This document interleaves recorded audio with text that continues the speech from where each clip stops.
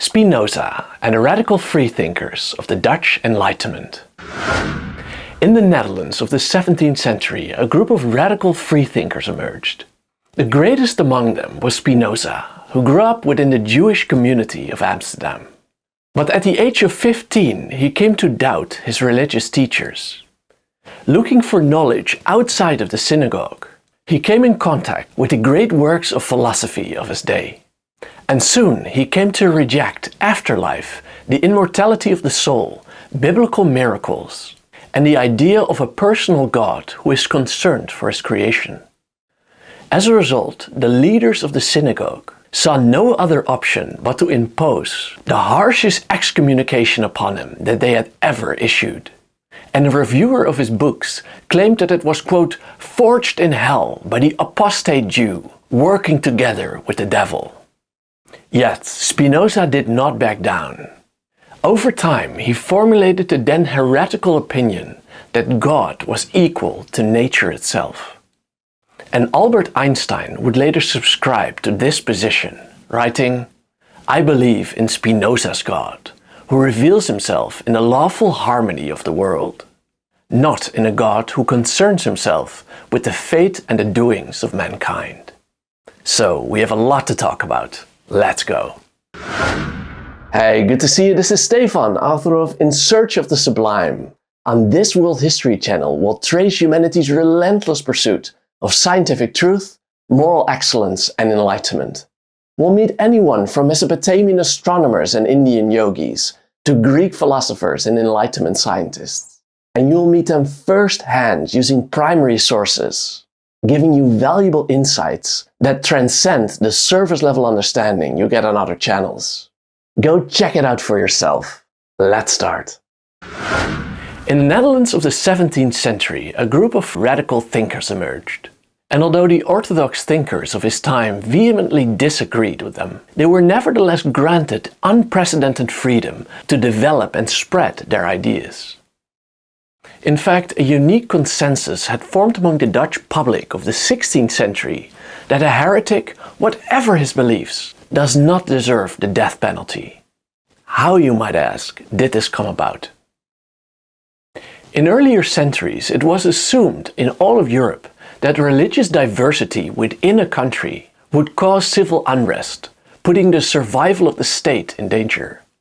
Yet the Reformation had made religious unity impossible. Every country was now a melting pot of different Christian beliefs.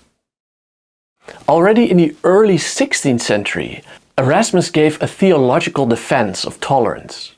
He strongly objected to the endless esoteric quibbles about unverifiable theological differences by the different Christian denominations that had formed since the Reformation. It would be much better, Erasmus wrote, if all these groups would realize that they actually agree on the most fundamental teachings of the Bible. The rest, he claimed, should just be regarded as individual preference. For only in this way, he thought, can different Christian faiths peacefully coexist. This idea was welcomed by the growing merchant class of the Netherlands, who became very wealthy over the course of the 16th century and also became well presented in politics. Merchants, of course, were not interested in petty theological differences, but instead wanted the freedom to pursue their economic interests. They simply wanted to sell their products to the highest bidder, no matter their religious beliefs. Together, these elements gave the Dutch a unique appetite for what they called freedom of conscience, meaning the right to hold the beliefs of one's own choice. Let's now give a quick overview of the group of freethinkers that Spinoza became a part of. Among the early freethinkers was Uriel da Costa, who claimed that faith should not be based on the revealed religions, but instead on reason. He wrote, "I came to the conclusion that the law, that is the Mosaic law, did not come from Moses, but is only a human invention, just like many other such inventions in the world." And he continued, "It contradicts the law of nature, that is the laws of the universe, in many respects, and God, the author of the laws of nature, could not possibly contradict himself." And then there was Juan de Padro, who claimed that all revealed religions were man-made. And there was Isaac Lapereire, who denied that Adam was the first man, for, he claimed, pagan sources mention civilizations much older than the ones described in the Bible. And even more radically, Adriaan Courbach claimed the Bible was full of contradictions and even suggested writing a corrected version of the Bible. You can't get much more heretical than that. And in fact, this was even a bridge too far for the Dutch, who sentenced Courbach to 10 years in prison. But unfortunately, he died there just after a few months. And finally, we have to mention Lodewijk Meyer, who expanded on the work of the French philosopher Descartes. Descartes, who had fled to the Netherlands for fear of prosecution in France, had attempted to prove the existence of God with absolute certainty. He did this by looking for ideas that could not be doubted in any way.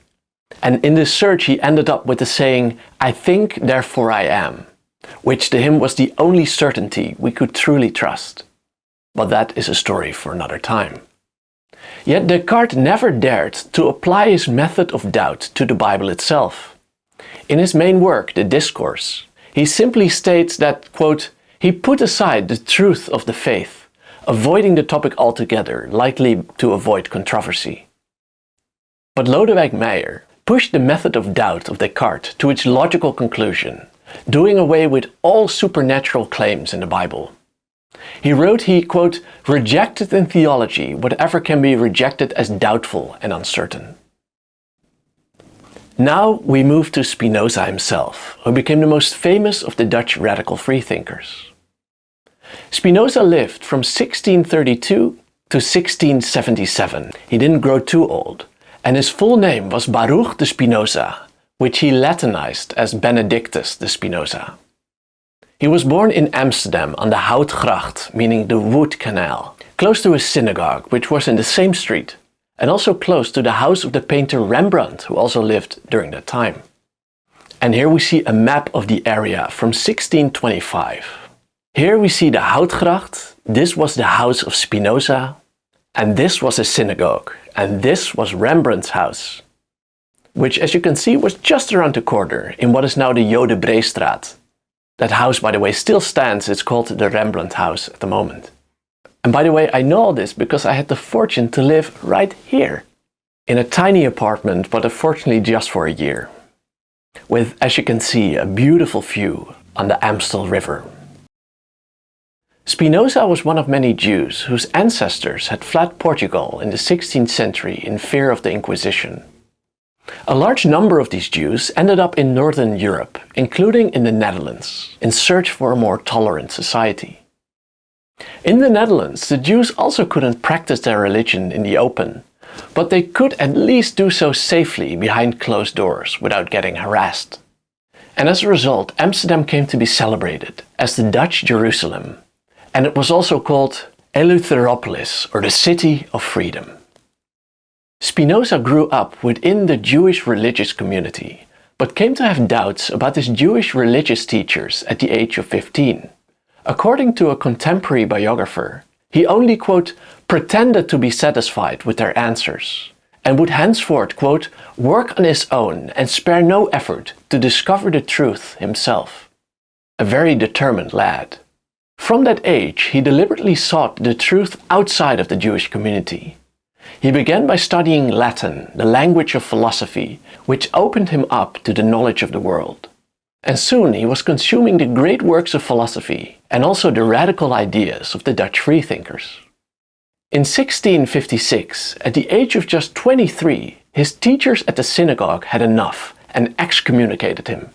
We read, "The directors of the synagogue make it known to you that they have been aware for some time of the evil opinions and acts of Baruch de Spinoza, and that they have endeavored by various means and promises to turn him from his evil ways, but being unable to effect any remedy, and, on the contrary, each day receiving more information about the abominable heresies which he practiced and taught, and about the monstrous deeds which he performed, and having many trustworthy witnesses who have reported and testified on all of this in the presence of the said Spinoza, who has been found guilty.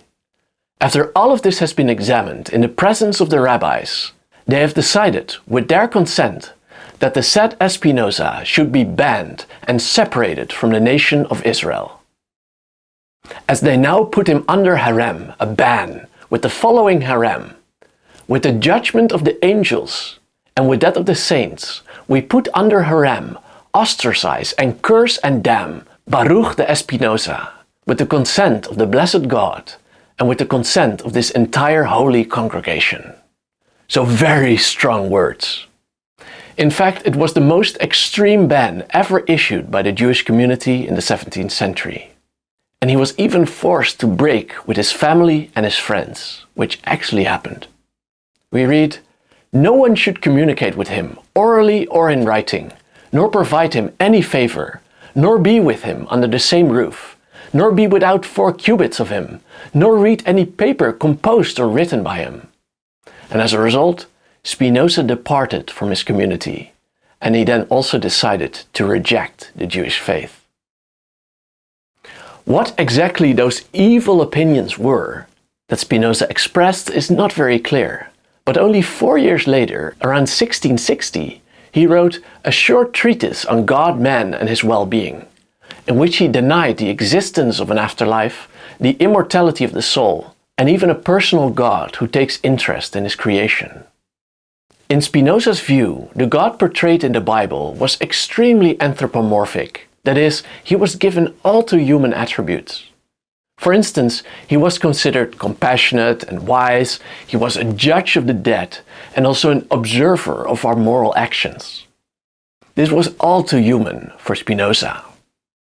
Instead, he claimed that God is instead an infinite substance, in which all things exist, and as such is identical with nature.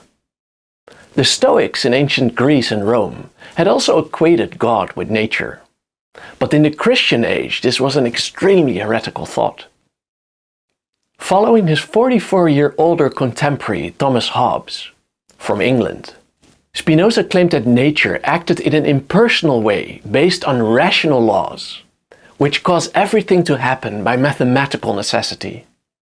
As Spinoza would later write in his Ethics, the laws of nature follow, quote, by the same necessity and in the same way as it follows from the nature of a triangle, for instance, from eternity and to eternity, that the 3 angles of the triangle are equal to 2 right angles. That is, the inner angles of a triangle add up to 180 degrees.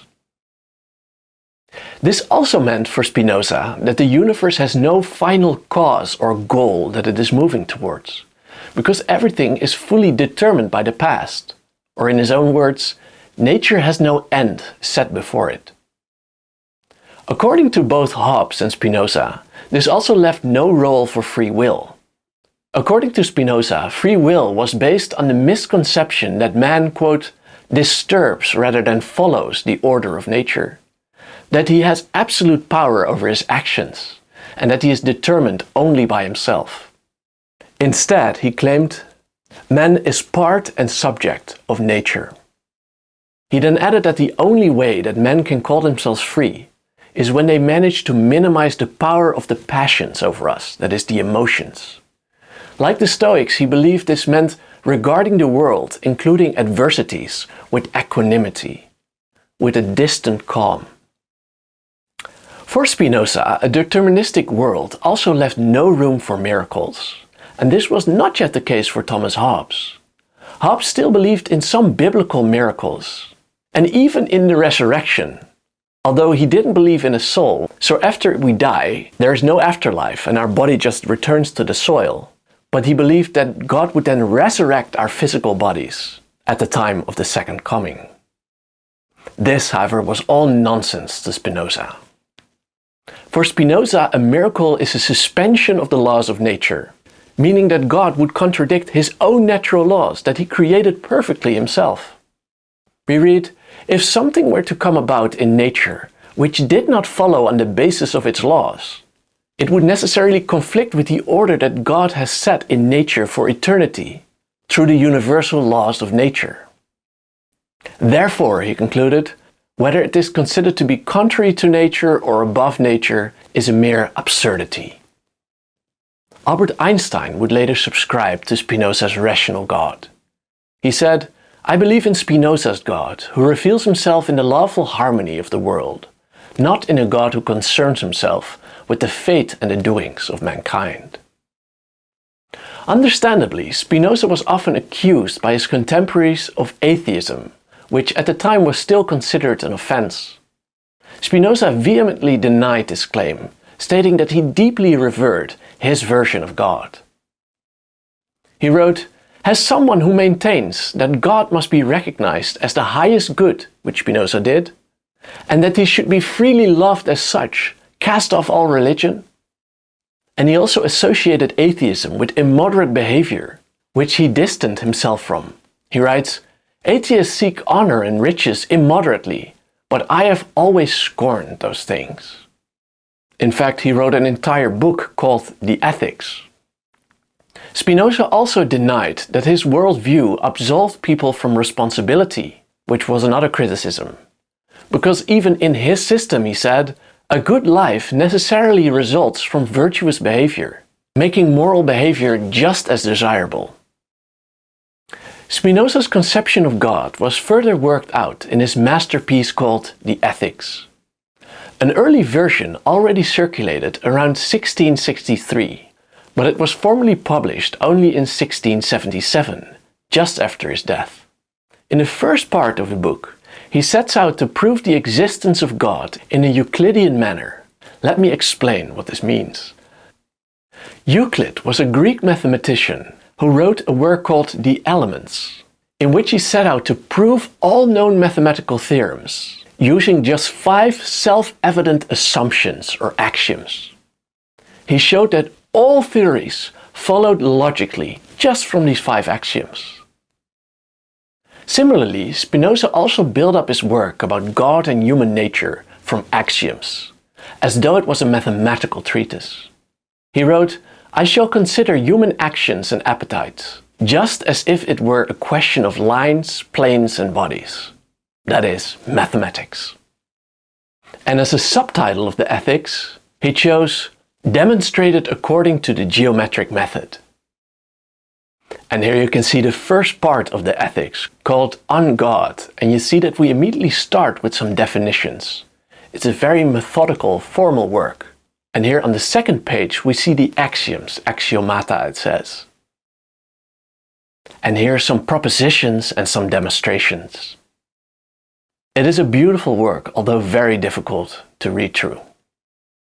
In the Ethics, Spinoza defined God as a single substance with infinite attributes, and he then also explains why he thinks that's the case. He then claimed that in nature there cannot be 2 or more different substances with the same attribute or nature, as this would make them indistinguishable. From this, it follows that there cannot be another substance apart from God, since this hypothetical substance would have to have some attribute, but God has already all infinite attributes. And this substance must therefore also be equal to God. Nature and God, therefore, are both equal to this one substance. He concluded, "There is only one substance in the universe, it is God, and everything else that is in God." And at another place he writes, "Whatever is in God, and nothing can be or be conceived without God." In the Latin version of the Ethics, he comes very close to directly equating God and nature, when he referred to, quote, "that eternal and infinite being we call God or nature." This reference to or nature was removed from the more widely accessible Dutch edition of the text, likely to avoid even more controversy. And by the way, if you do not buy Spinoza's proof of God, neither do I. But it was a bold attempt nevertheless to place religion on a rational basis. In 1670, Spinoza published his theological political treatise, in which he worked out his critique of the Bible. Although the work was published anonymously, it was quickly discovered that Spinoza was the author. In this work, he rejected, again, the miracles of the Bible, but now also that the Jews were the divinely elected chosen people. He rejected that the Torah, the first 5 books of the Bible, were written by Moses, and even that it was of divine origin. On top of all this, Spinoza also wrote that the Bible was often scientifically incorrect. The prophets were pious, he claimed, but they could not be trusted on matters of science. For instance, Joshua had claimed that the sun moved around the earth, on which Spinoza remarked, "Are we, I ask, bound to believe that Joshua, a soldier, was skilled in astronomy?" Sometimes, he said, the text could be saved by reading it metaphorically, but, quote, "there will be times when the text just cannot be salvaged by finesse." And he also wrote, "If something is found which can be demonstrated beyond dispute to conflict with the laws of nature, it is plainly to be believed that it was inserted into the sacred writ by sacraless human beings." And he also added, "If there were philosophers back in the biblical days, they would have had no need for revelation, since reason would have been enough. But having no reason available to them, the prophets needed signs, they needed miracles. So in that way, the Bible, quote, provided great solace for those who were not so strong in reason." Obviously quite offensive to the religious. Most crucially, and here it gets more interesting, Spinoza concluded that without credible philosophy in the Bible, philosophy is therefore independent of religion. This meant, he claimed, that intellectuals should be granted the freedom to philosophize, without it doing any harm to religion, he claimed. We read, "There is no affinity between theology and philosophy, for the goal of philosophy is nothing but truth, while that of faith is nothing but obedience and piety. Furthermore, the foundations of philosophy have to be sought on the basis of nature alone, as those of faith are to be sought on the basis of scripture and revelation alone. Yet, he added, scripture does contain important moral teachings, which he claimed were the only divine messages in the book. This included to know and to love God, and to love one's neighbor as oneself, as Jesus famously said.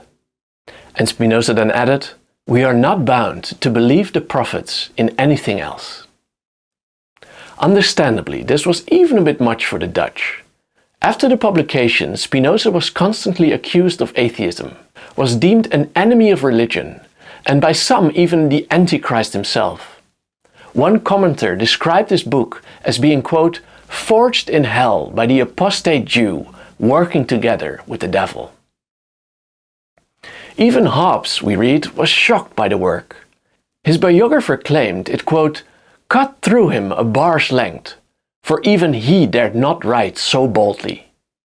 And in 1674 the work was formally banned, both by the church and the state. And a year after his death, this became true of his entire oeuvre. Finally, Spinoza also spoke powerfully about democracy and freedom of speech in his theological political treatise. Of all government systems, we read here, Spinoza preferred democracy as it minimized the abuse of power. He was okay with the idea of a state church as long as the, quote, inward worship of God was free. We read, everyone, by the greatest natural right, is master of his own thoughts. Democracy, he claimed, also gave subjects the most freedom, which Spinoza greatly valued. He even wrote, the end and aim of the state, in fact, is liberty. And this quote, in fact, is written here in Dutch, underneath a statue of Spinoza that was recently put up, and that was just around the corner from my house a few years back. Most important for Spinoza was, quote, the freedom to philosophize and say what we think, which he set out to defend in every way. He held this opinion not because he had much trust in the masses, to the contrary, but because it was necessary to allow philosophers to think properly. And this is one of the great defenses of free speech. He wrote, this freedom is especially necessary for advancing the arts and the sciences. Only those who have a free and unprejudiced judgment can cultivate these disciplines successfully. And besides following Erasmus, he believed that it was also the only way for different faiths to peacefully coexist. And Amsterdam, he claimed, did great justice to this principle. He wrote, in this most flourishing republic, the Dutch Republic, and the noble city Amsterdam, men of every nation and creed and sect lived together in the utmost harmony. And thus unfolded the radical Enlightenment philosophy of Benedictus de Spinoza. Thank you so much for watching. If you want to know more about Spinoza or many other topics from world history, then read my book, In Search of the Sublime. You can read it for free on worldhistorybook.com, or you can buy a physical copy on Amazon. Thanks for watching. Bye bye.